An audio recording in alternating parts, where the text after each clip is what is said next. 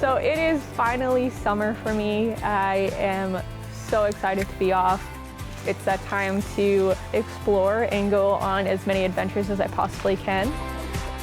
So I'm really, really excited for the summer. We're gonna have a bunch of adventures and we're gonna see what fish we can catch. This is the wildest thing I think I've ever done.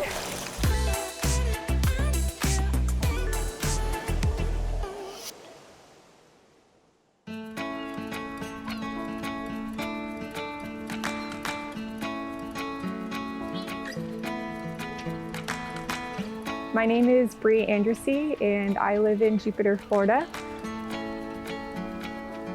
I'm extremely grateful that I have the opportunity to live here. A lot of our activities are centered around the water, whether you're paddleboarding, kayaking, just going boating, even if you don't fish. The water plays a huge, huge role in our lives here, and a lot of people are fishermen. We are about to head out. We're gonna go on a little diving expedition. I have loaded up this Sea-Doo with as much gear as I possibly can. I have my inflatable paddleboard, I have my cooler, I have my dive flag, and all my dive gear. We're just gonna hang out and try to see some of the local reefs. There's some man-made reefs, there's a whole trail, and I'm gonna take the paddleboard. So we're gonna see what we can find today.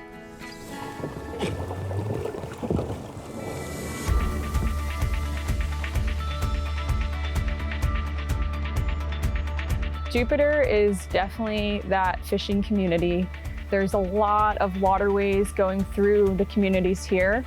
So there's these little back fingers and many, many people have boats.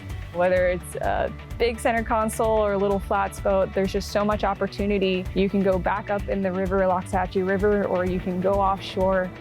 The Sea-Doo Fish Pro. It's the first personal watercraft that is made for fishing. So you don't have to jerry rig anything, try to put a cooler on there with fishing rod holders.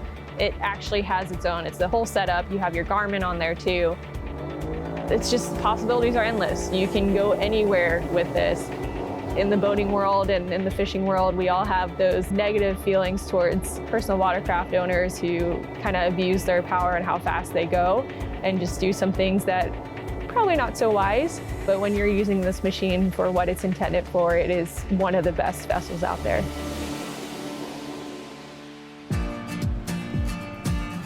I'm gonna do some snorkeling and just show you guys some of the beautiful fish that are around here. We have a lot of tropical fish. So I'm gonna anchor my Sea-Doo and I'm gonna transfer over to my inflatable paddleboard. I'm just gonna go weave through these rocks here and I'm gonna show you guys the fish that are here. With the Sea-Doo, its ability to carry so much extra gear is really, really helpful. So I'm able to bring an inflatable paddleboard with me and I'm able to inflate it while I'm on the Sea-Doo so that, you know, I can have a stationary vessel, and then if I want to go explore and snorkel or dive, I just have all of my gear on that paddleboard. I'll swim around with the anchor, holding the anchor, and then I'll just drop it, and I know I have a dive flag near me. And then if for any reason I want to jump up on my paddleboard, I'm able to do that. I can carry more gear on the paddleboard as well and just have that close by. So it just helps so much.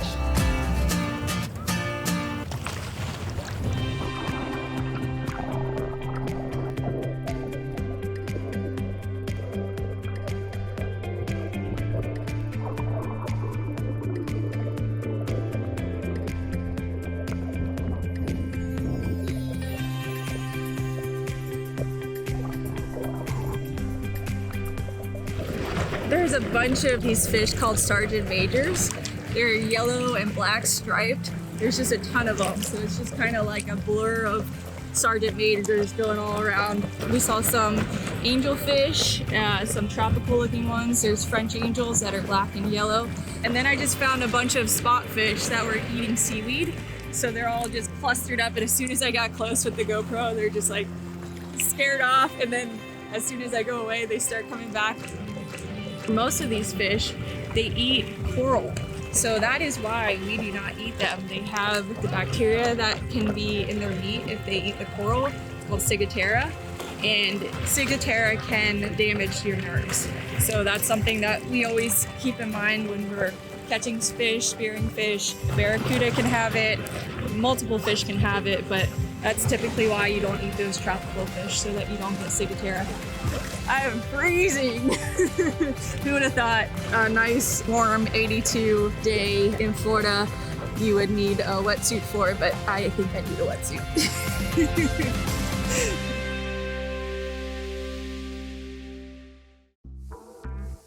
BA Fishing is brought to you by Sea-Doo,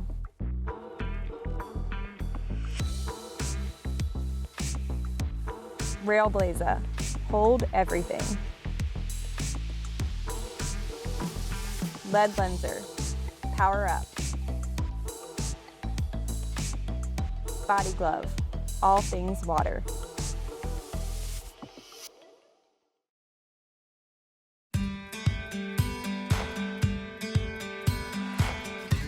I come from a long line of fishermen, fisherwomen that just love to be out there on the water. I remember being 3 years old when I caught my first fish, and I caught it on a kid's Mickey Mouse rod. I was so young here that I couldn't hold it up myself. So my dad was like, oh, just have your sister Gabby hold it up. And I got so upset. I was like, no, that is my fish. So my dad rigged a piece of mono and put it around the fish tail and around my middle finger so I could hold it up. And we had it for dinner that night. And I remember thinking, I want to do this every day. I felt like I contributed to my family, and it was really, really special.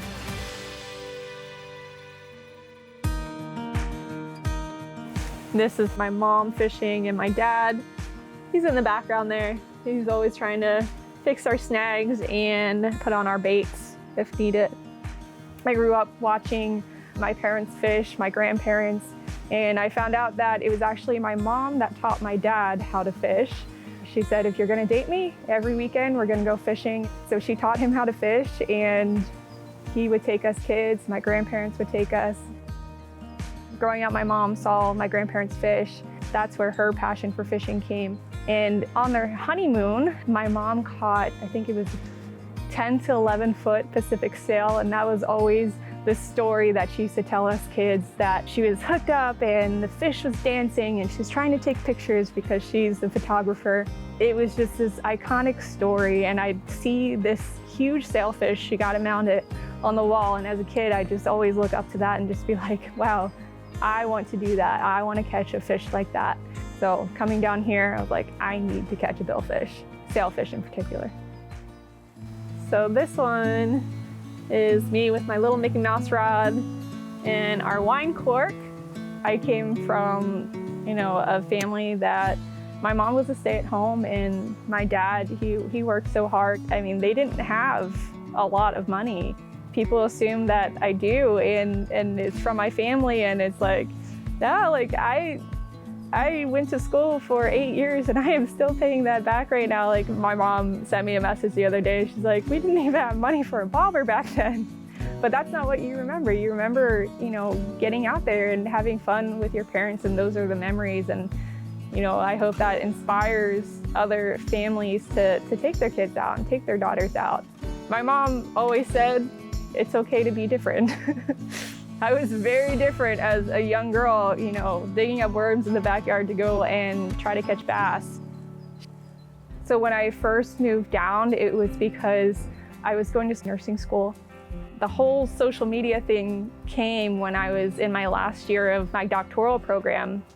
Living in Jupiter, I was like, let me find a new fishing spot. I was just looking for spots like normal. I happened to launch next to a paddleboard chute, and this guy came up to me and he was like, are you gonna fish off your paddleboard?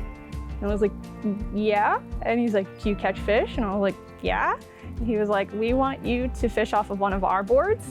And I was like, you're gonna give me a paddleboard? Okay. What do I need to do? And he's like, get a GoPro, start, social media, Instagram, Facebook, business page. YouTube came later.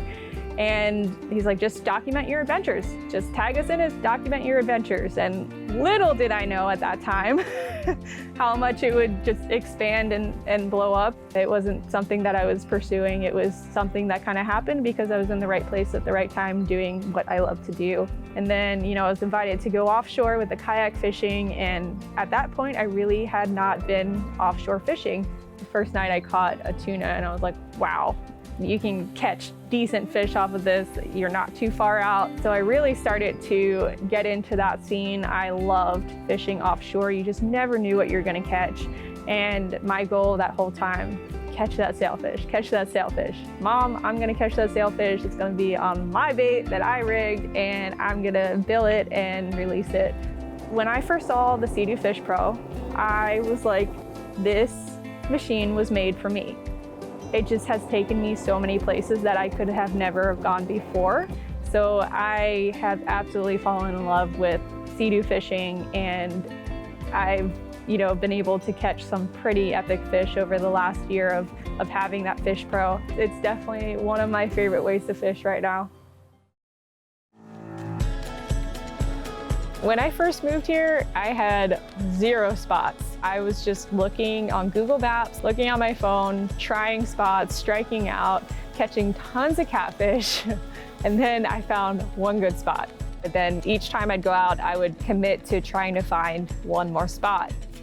We're almost at my favorite fishing spot. It is a top secret fishing spot. It is through the beautiful Florida wilderness we are just trekking through right now. We're almost there. I'm gonna try my swim bait first, and then I'm gonna switch to some top water. Let's try to catch some fish. This is it. First cast. Let me check my drag.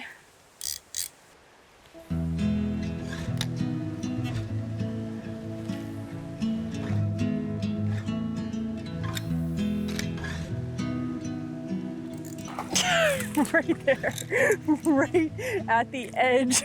Oh my gosh, I was almost pulling my lure out of the water and this guy just struck last second. First bass on that swim bait. Right at the end, that was a surprise hit.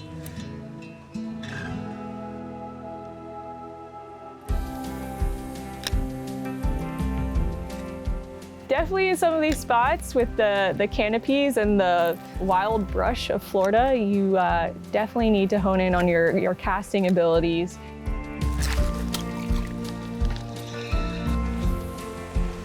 No. And I can tell you, I have lost so many lures back in some of those spots. Oh no. I'll give it to that tree. It won this time.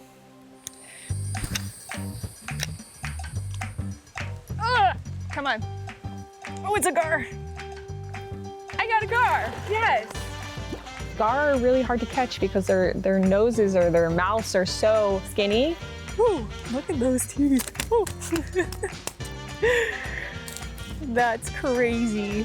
Fishing for gar is so much fun because you can see the fish follow your lure and you're like, okay, are you gonna hit it? Are you not gonna hit it? So you just let it sit and it'll try to hit it and then it misses it and you're just like, what? They're right there, you can see them. Shoot, I'm gonna have to get those pliers. Definitely not taking my chances with this guy.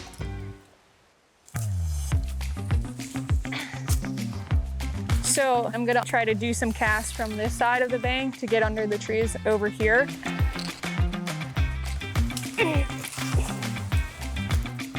Crossed over the creek and I found this other little patch of water and I was like, heck, I'm gonna throw a lure on it. Let's see, first cast. And boom, right onto a log. I could see my lure, which is like one of those frustrating things. It just taunts you because you see that silver and I'm like, I'm so close, but yet so far away. My thing is if I can see it, I'm gonna try to get it unless it's in some crazy high up tree and it's just impossible. So I attempt it. The log broke and went further into the water and I was trying to pull it up, but I was going up an incline, so that was kind of hard. And all of a sudden, this log just breaks.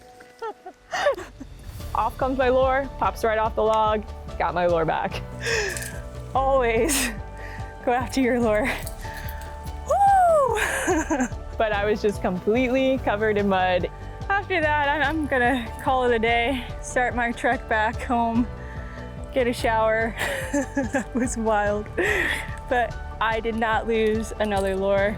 This one's coming home with me, and I'll try my luck another day.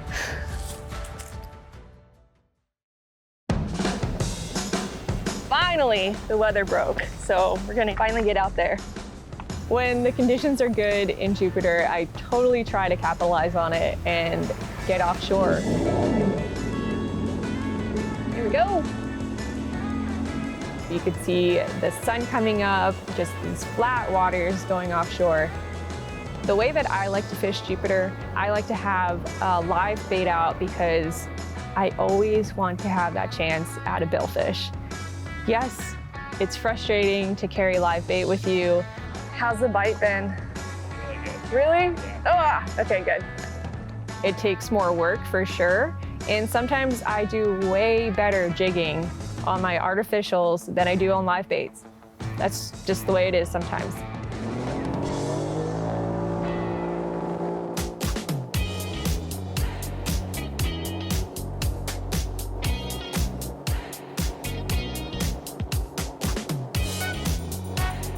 I got to my fishing spot and I started to put some live baits out. You want to make your stinger rigs the size of your bait. So our live bait are pilchards. So we want to make sure that I don't have excess treble hanging off of my pilchard. All right, we got one for the stinger rig.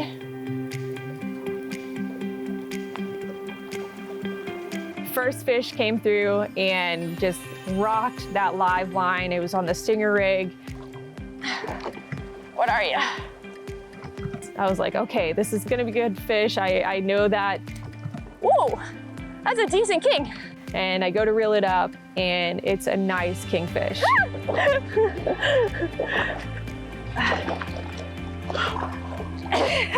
right, king in the boat.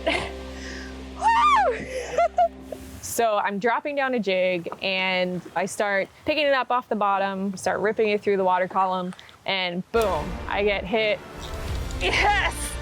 Yes! And this line is just peeling off. Please be a tuna! Okay, got a good fish on. There's weight to it, it was shaking its head. I don't know what it's doing right now. I'm trying to keep it super tight, reeling up, reeling up, reeling up, and all of a sudden, there's like 3 sharks on it. 3 massive sharks just come and steal my fish. I don't even know what it was. I was so devastated. One jig down. There's just 3 sharks on it. Welcome to Jupiter. And then I hook up again. Woo! I got an African pompano? And it was a baby, so it had that dorsal fin. When I first saw it come up, I was like, that looks like a rooster fish. We don't have rooster fish here in Jupiter. Look at that. All right, let's get him back in the water. Got to have him swim off and, you know, you saw that dorsal as it went down. It was a really cool fish. I don't think I ever realized they had a dorsal like that. That's so cool. As I was explaining how to use a vertical jig, oh, the rod starts tapping and I'm looking up at it. Maybe a sailfish? Maybe a sailfish. Or it's a remora just messing with it, who knows? It's hitting at the top there, it's hitting at the top. Oh, it's a sailfish! I was ecstatic. I just lost it. I was like, it's a sail, it's a sail, it's a sail. I am so excited. And then all of a sudden, my heart drops. There's a shark going after him. Shark goes after my sailfish. And I'm just like, oh my gosh, there's a shark. Oh no, no, no, no, no. Oh my gosh, this is insane. There's a shark. Oh, I'm shaking right now. Guys, this is insane. Oh my gosh. What you're supposed to do in those situations is you want to let the fish run. You want to give it its best chance of surviving. And in that case, a sailfish is faster than a shark, so you want to be able to let it get away from that shark. I flipped the bail to let it go free spool, and I was like, I'm gonna get spooled. Oh no, I think the shark probably just saw him. I'm chasing him. I want to get out of the area where the shark is. Hopefully give him a chance. Hopefully give me a chance to get him up too. I have never in my life driven the Sea-Doo solo while reeling, trying to chase a fish that was trying to escape from a shark, and I just chase this. I would gun it, and then I would reel. I would gun it, I would reel. I got it away from the shark. He's right there, I can see him. I can see him.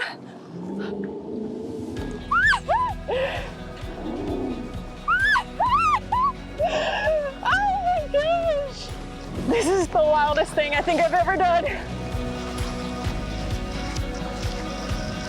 I was able to bring that sailfish up next to the Sea-Doo.